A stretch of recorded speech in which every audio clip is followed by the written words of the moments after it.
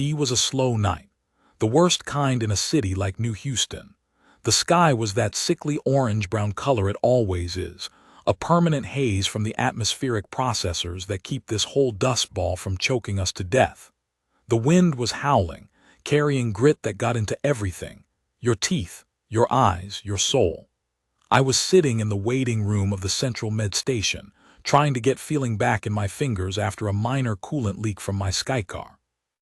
My hand was numb, and the synth doc had just told me I'd be fine, just to wait for the antitoxin to finish its cycle. The waiting room was packed, as usual, not with emergencies, but with the slow, grinding misery of a working-class colony. A woman was trying to soothe a crying baby. A group of dock workers in their heavy exosuits were comparing their compensator injuries, and an old man was staring blankly at the newsfeed on the wall.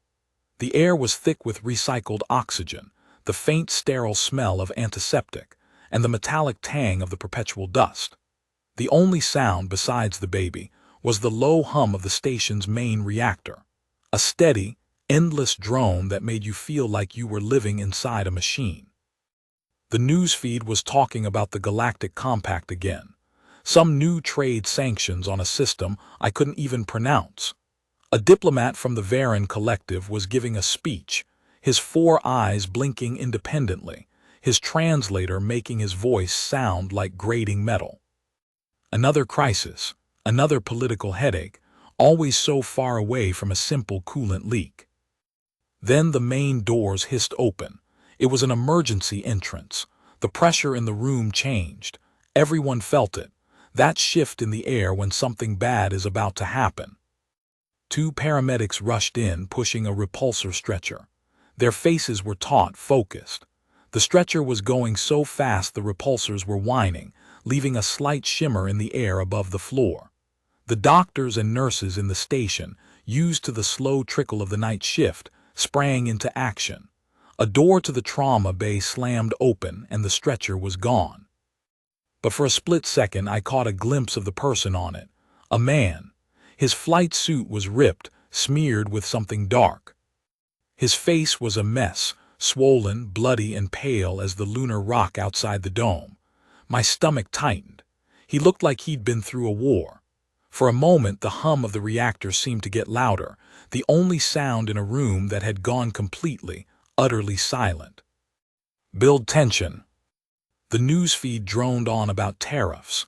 No one was watching it anymore. The woman with the baby had stopped jiggling it. The dock workers were quiet. Everyone was staring at the sealed door of the trauma bay. The air felt heavy, charged with a nervous energy. Then the door to the trauma bay slid open again. A head nurse stepped out. She wasn't one of the regulars. I didn't recognize her. She was tall, with sharp, angular features and hair so black it seemed to absorb the harsh fluorescent light. Her medical coat was pristine, a startling white in the grimy room. She moved with an eerie grace, a fluid economy of motion that seemed out of place in the frantic pace of the med station. She was talking rapidly into a wristcom, her voice low and calm. Need 3 more units of synthetic blood and get Dr. Aris here now. The internal bleeding is severe, and the bioregion is having no effect. Her voice had an accent I couldn't place. It wasn't from any colony I knew. It sounded ancient, refined, like a recording from an old Earth film. She turned, and for just a second her eyes met mine. They were a startling shade of amber, almost gold, like old, polished coins. Something cold trickled down my spine. I'd never seen eyes like that. The door slid shut again and the quiet returned, but it was different now. It wasn't just a lull. It was a held breath. Then another nurse rushed out, her face ashen. "The bioregion protocols are failing," she whispered to the receptionist, her voice trembling. "His body is rejecting the synthetic platelets. We're losing him." The dock workers looked at each other, a grim understanding in their eyes. They'd seen this before. A serious accident on the loading docks or a suit breach. Sometimes the doctors just couldn't put you back together. A few minutes later, the tall nurse came out again. She was wiping her hands on a cloth that was stained dark red. The sight of it made my stomach churn. She moved to the main terminal by the reception desk and began frantically typing. Her movements were quick, almost impatient. She didn't look flustered exactly, just incredibly focused, like a predator searching for a weakness in its prey. The head physician, a balding, nervous man named Dr. Kowalski, came out to join her. I could see the stress written all over his face. He was a good man, but he looked like a mouse next to a hawk. "Nurse Veles," he stammered, looking at her chart, his eyes darting to her strange name. "I appreciate your initiative, but we've tried everything. The internal damage is catastrophic. We're going to have to declare him at—" "No," she interrupted, her voice flat and final. It wasn't a suggestion. It was a verdict. The word hung in the air, silencing even the background hum of the reactor. The doctor blinked, taken aback. "Excuse me." She slowly turned away from the terminal to face him. Her gaze was cold. "He's not dead yet. I need you to clear the trauma bay." "Clear the bay? Nurse, that is a violation of protocol." "I don't care about your protocol," she said, her voice dropping to a whisper that somehow carried the weight of a shout. A few people in the waiting room, including myself, leaned forward to hear. "Do it, now."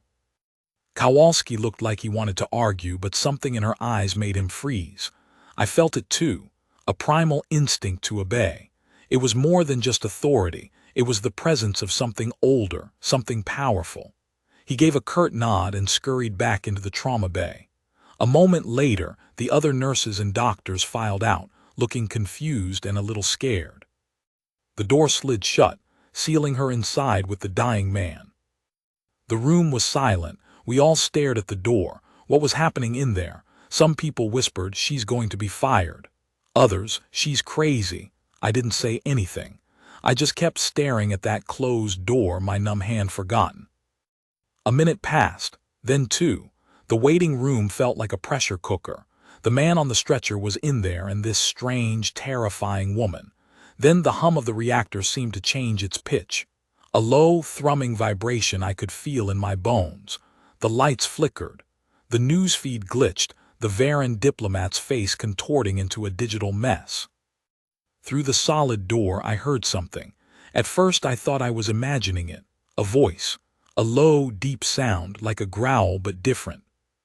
It was rhythmic, almost musical, but there was a raw, primal edge to it that made the hairs on the back of my neck stand up.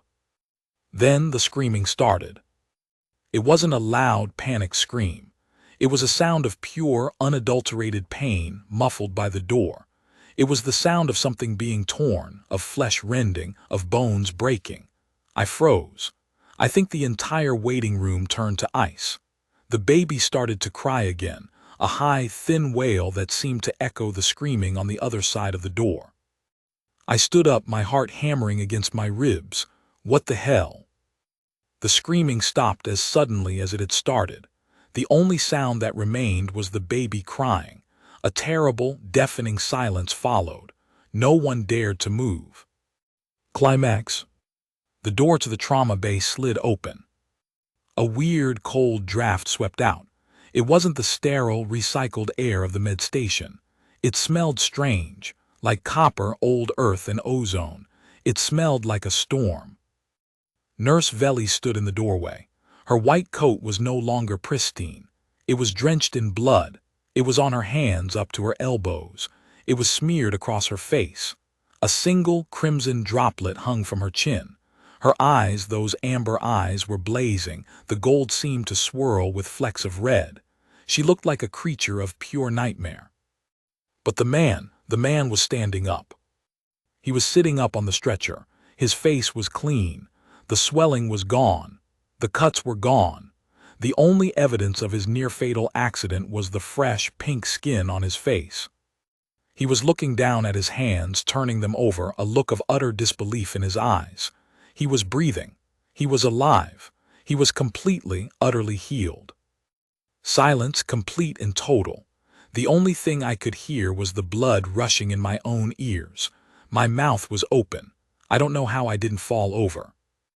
One of the dock workers, the burliest of the bunch, took a step back. his hand instinctively going to the sidearm at his belt. His face was ashen. "Vampire," he breathed, the word sounding like a curse in the quiet room. "They said the old bloodlines were extinct, but she's a vampire." A collective, horrified gasp went through the room. People started backing away as if she were a toxic spill. The word hung in the air like a grenade with the pin pulled. Vampire. The Galactics had a word for them, Crypteris sanguinis. It was a name from the old stories from the dark ages of Earth before the Compact. A legend, a myth, a monster. She didn't move.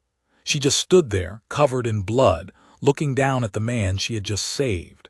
She didn't look at the crowd, at the staring faces, at the guards that were starting to rush into the room with their stun batons. Her gaze was fixed on the man on the stretcher. A security guard, a nervous young man named Prakash, stepped forward, his stun baton crackling. "Nurse Veles," he said, his voice shaking. "You are under arrest for violation of galactic medical protocol, possession of prohibited biological agents, and assault. Stand down." She finally looked up. She looked at the guard, then at the crowd, her eyes slowly sweeping across us. It was like being judged by the night itself. Then, with a voice as cold and calm as a winter lake, she said, "No." Prakash froze, his stun baton held awkwardly in front of him. "What?" "I will not stand down," she said. "I saved his life. I will not leave him." And with that she walked over to the stretcher and sat down on the edge of it, her bloody hand gently resting on the man's shoulder. He was still in a daze, looking from his hands to her, to the crowd, back to her. He looked terrified. Of her, of the situation, of his own miraculous recovery. The other security guards closed in, their weapons drawn, but they were hesitant, their eyes wide with fear. A vampire, in the flesh, covered in blood. It was every human's primal nightmare, walking among them.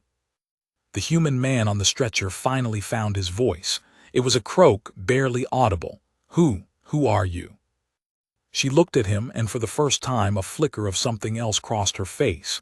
It wasn't coldness or anger or menace. It looked like sadness and relief. "My name is Veles," she said, "and I'm not going to let anything happen to you." Resolution. The standoff lasted a few more minutes. The security guards couldn't bring themselves to touch her, and she wouldn't let go of the man. Dr. Kowalski was frantically trying to get a hold of his superiors, his voice high and cracking. People in the waiting room were torn between the urge to flee and the desire to see what happened next. We were all just paralyzed. The paramedics who had brought the man in were called back. They were a different breed, more hardened, less likely to be scared by a word. They moved in, explaining that she had breached protocol, that the man had to be taken for observation, that she couldn't just stay with him. Veles, the vampire nurse, stood her ground. I saw the muscles in her jaw tighten. Her posture shifted, her hand curling into a fist. I could see her preparing to fight the paramedics, to fight the entire station if she had to. But then the man she saved, his name was Miller, I learned later, reached out and put his hand on hers. His hand was trembling, but he held it steady. "It's okay," he whispered, his voice still fragile. "I'll go with them. I'm not gonna run, I just need to know." "Why?" She looked down at him, and I saw the strange, ancient fire in her eyes dim. Her shoulders relaxed.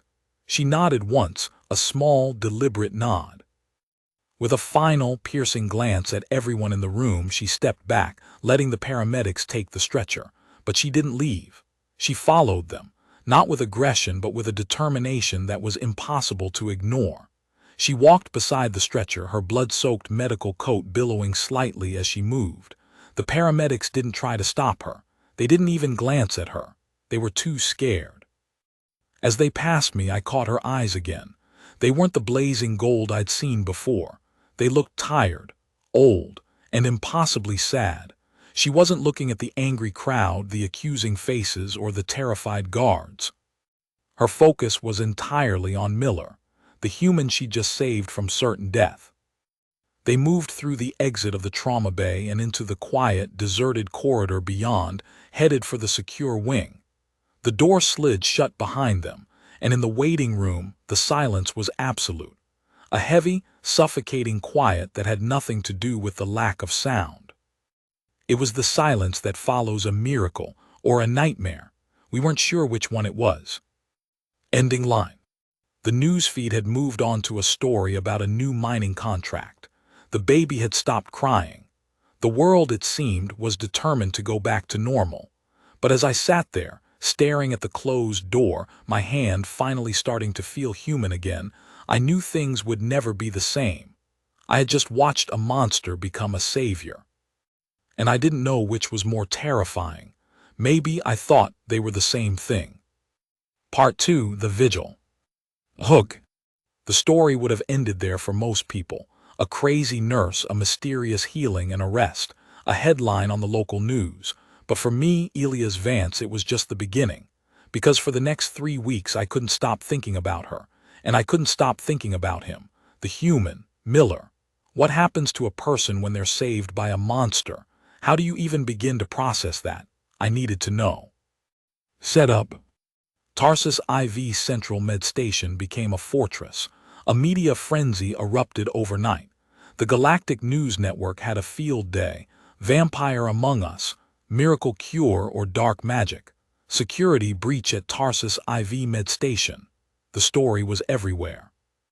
The governor made a statement calling for calm and promising a full investigation. The Galactic Compact, of course, was furious. A Cryptorus sanguinis species was supposed to be extinct. Their existence was a threat to everything the Compact stood for, or so they said. To me, it just sounded like they were scared. The corridors were crawling with security. Not just the usual guards, but Compact peacekeepers. They were sleek, armored, and emotionless, their ocular sensors scanning everything, their stun rifles held at the ready. They filled the hospital with a sterile, oppressive presence. The nurses and doctors who had witnessed the event were put under strict orders. They couldn't talk. A few of them were quietly relocated, for their own safety, the official statement said. The dockworkers were paid off. Everyone was scared into silence. But I wasn't on anyone's payroll, and I had a bad case of curiosity. I'd always been that way. A logician by trade, which just means I was a glorified data analyst, but at my core, I was a questioner. And the question that burned a hole in my brain was simple. What was a vampire doing working as a nurse at a backwater colony mid-station? So I kept going back, not to the front entrance, that was a circus. I'd find a back entrance, a maintenance corridor, a service elevator. I'd flash my old data access badge, mutter something about a system check. Tarsus IV was a neglected colony. The security systems were old and full of holes. I was able to wander the lower levels. The station's atmosphere down there was different. Closer to the reactor core, you could feel the thrum of the machinery in your chest. The walls were grimy, the corridors dim. It smelled of grease and stale air. It was a world away from the sterile, shiny upper levels. That's where I started seeing things. A nurse would be on a break, looking at a data slate, and I'd notice she was a bit paler than usual. A janitor would be scrubbing a floor, and I'd see his hands were trembling. The fear was palpable. It was the fear of the unknown, the fear of a predator living among the prey. And then I got lucky. I was in the hospital's archive wing looking for any record of a nurse named Velis when I heard a strange sound, a low, rhythmic hum, a voice. It was the same sound I had heard through the trauma bay door, the sound of her. I followed the sound. It led me to a secluded observation room. The room was dark, lit only by the faint glow of a monitoring screen, and there she was. Nurse Velis was standing by the window, looking down at the sterile, white room below. In the room was Miller. He was lying in a bed, surrounded by monitors, his vitals a steady, reassuring blip on the screen. There was no one else in the room. She had somehow managed to get herself stationed right outside his room. Her vigil was still happening. She was singing, a low, mournful tune. I couldn't make out the words. It was in a language I'd never heard, ancient and beautiful and filled with an aching sadness. It was like the sound of wind through bare branches or water flowing over stones. I stood there, frozen in the doorway, listening. She was so focused on Miller, on his steady breath, that she didn't notice me. Build tension. I'm not sure how long I stood there, but she eventually stopped singing. She didn't turn around. She just spoke, her voice flat. You have been following me for a week, Mr. Vance. Why? My blood ran cold. She knew I was there. Of course she knew. I swallowed, my throat dry. I have questions. She slowly turned from the window. In the dim light, her amber eyes seemed to glow with an inner fire. Questions are dangerous, Mr. Vance. They lead to answers, and answers can be fatal. She stepped away from the window, moving closer to me. Her movements were fluid, almost hypnotic. I took an instinctive step back, my hand going to the wall. I just want to understand, I stammered. I'm a logician. I need to understand why you saved him, why you're here. She stopped a few feet from me. She was so close I could see the details of her face. The fine lines at the corners of her eyes, the faint, almost imperceptible pallor of her skin. She looked tired and ancient. Understanding is a luxury, she said, and you are in the presence of something that is not meant to be understood. You should leave, Mr. Vance. This is not a story for a logician to solve. But you were a nurse, I persisted, my voice stronger than I felt. You were working in a hospital, you were saving people. How does that fit? You're a monster from the old stories, a creature of the night. Why would you want to save humans? A flash of anger crossed her face, and I felt the temperature in the room drop a few degrees. What do you think I am? She hissed, her voice low and dangerous. A monster, a bloodthirsty predator who feasts on the innocent. Is that the human fairy tale you were taught? We are not all the same, Elias. We have our own histories, our own rules, our own hearts. Her voice cracked on the last word. For the first time, I saw a vulnerability in her eyes. It wasn't a monster I was looking at. It was a woman who had been carrying an unbearable weight. I was not a nurse, she said, her voice softening. I was a healer, in my own time, in my own world, and I vowed to never let another innocent suffer while I had the power to help them. That is my reason, Mr. Vance. That is the only reason that matters. I was about to ask another question when the door to the observation room slid open. A compact peacekeeper stood there, his rifle leveled at her. Nurse Veles, he said, his voice a robotic monotone. You are ordered to return to your containment quarters. You are not to be in this wing. She didn't flinch. She just stared at the peacekeeper with a look of pure contempt.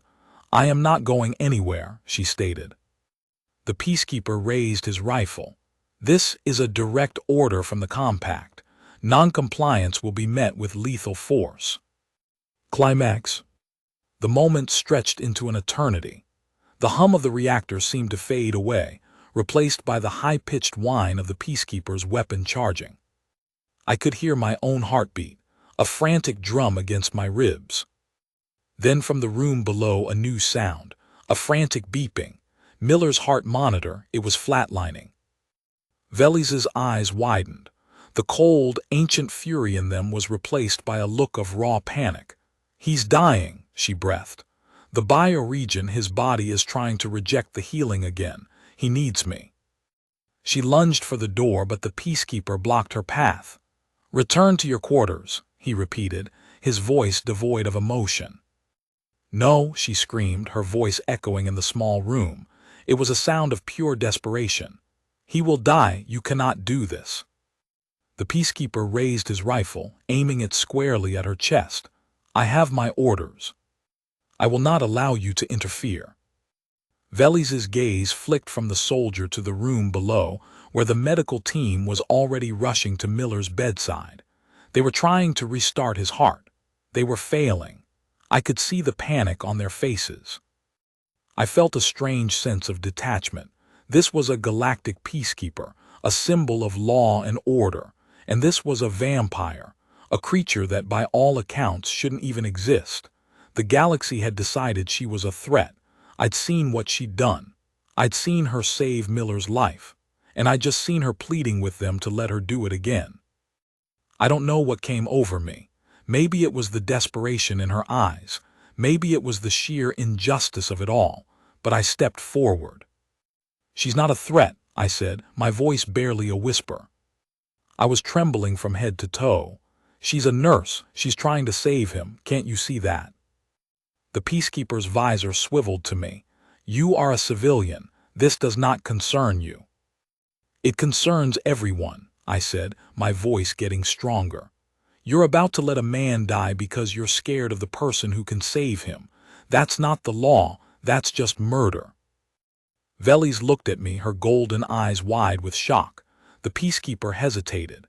His weapon was still trained on her, but the barrel wavered for a fraction of a second. He was conflicted. The programming of the compact was telling him to be an unthinking enforcer, but the situation was messy. There was a human dying, and the only one who could save him was this supposed monster. His sensors must have been screaming at him. In that moment of hesitation, Veles moved. It wasn't the speed of a blur or some supernatural power. It was just pure, unadulterated speed. She ducked under the peacekeeper's arm, pushed past him, and yanked the door to the stairwell open. She was gone, racing down the stairs to the room where Miller was being treated. The peacekeeper, startled, turned to fire, but I grabbed his arm. It was like trying to stop a moving wall. He just shrugged me off, but it was enough. He had lost his shot. By the time he turned to fire, she was already at the bottom of the stairs. I fell to the ground, my head spinning. I heard the sounds of a struggle below. The frantic beeping of the heart monitor was getting quieter and quieter. Then silence. An awful, empty silence that was worse than any noise. I scrambled to my feet and ran to the observation window. Veles was in the room. She was leaning over Miller, her hands on his chest. The medical team was frozen, gaping at her. The air around them seemed to shimmer. And then I saw it again. She lowered her head, her lips brushing his skin, and a soft, ethereal light began to emanate from her. It wasn't the violent, bloody healing I had imagined. It was gentle, a warm, golden light that pulsed with a slow, steady rhythm. It surrounded Miller, his body becoming indistinct for a moment before the lines sharpened again. The flat line on the heart monitor jumped once, then twice. Then a steady, rhythmic beat filled the room. He was alive. Resolution. Veles straightened up. She looked exhausted. Her face was pale, even paler than before. She stumbled back a step, her hand going to her head. The medical team, who had been frozen in place, finally snapped into action. Dr. Kowalski, who was there, immediately started checking Miller's vitals. He looked at her, then at the monitor, then back at her. He didn't say anything. He just gave a small, silent nod of thanks. The peacekeeper arrived at the door, his rifle raised, but he didn't fire. He just stood there looking at the scene. He saw the healed man. He saw the vampire, who was clearly drained. He saw the medical staff, who were no longer afraid, just astonished. Veles looked at me up at the observation window. A faint, sad smile touched her lips. She knew what she had done. She had broken every rule. She had exposed herself again. But she had saved him. That was all that mattered. The peacekeeper lowered his rifle. His visor flickered. I could almost imagine the mental calculations he was making. The compact's logic circuits were short-circuiting. The law said she was a threat. The evidence in front of him said she was a savior. He didn't know what to do. He just stood there, a silent, armored sentinel in the doorway. A few minutes later, Miller's eyes fluttered open. He looked around, dazed, until his eyes landed on Veles. He reached out, his hand shaking, and took hers. He didn't let go. He didn't flinch. He just held on, his face a mixture of confusion and awe. A low murmur ran through the medical staff. The fear was gone. It had been replaced by a profound respect. They started to work efficiently and quietly. They were treating a miracle, not a curse. Veles didn't try to leave Miller's side. She sat down on the chair next to his bed, still holding his hand. The compact soldiers outside her door were no longer a threat. They were just there, a silent, powerless audience to a story that was rewriting the rules. Ending line. The compact tried to spin it, tried to cover it up. They said it was a rogue experiment, a new kind of biotherapy. They put out a statement about how they were monitoring the situation for public safety. But we knew the truth. The people who were there, the ones who saw it, we knew. I went to see her one last time, before they took her to a secure facility, which we all knew was just a nicer way of saying a cell. Her containment quarters were sparse and white, but she looked up at me with a hint of warmth in her tired eyes. "So, Elias," she said, her voice soft, "did you find your answer?" I thought about it, all the fear, all the questions, all the prejudice, and then I looked at her, this impossible being who had broken every rule in the book for a human she barely knew. "I think so," I said. "You're not a monster, you're just someone who cares too much to let a stranger die." A single tear, dark as a drop of ink, traced a line down her pale cheek. "In a universe full of endless night," she whispered, more to herself than to me, "sometimes all you need is one person to see a flicker of light." The peacekeepers came for her then, their movements stiff and formal. As they led her away, she paused, turning to look over her shoulder. She wasn't looking at me. She was looking past me down the corridor, as if she could see through the walls to where Miller was resting. And I realized with a jolt that shook me to my core that she wasn't just a nurse who saved a life. She was a woman who had found a reason to keep living. And she wasn't going to let go.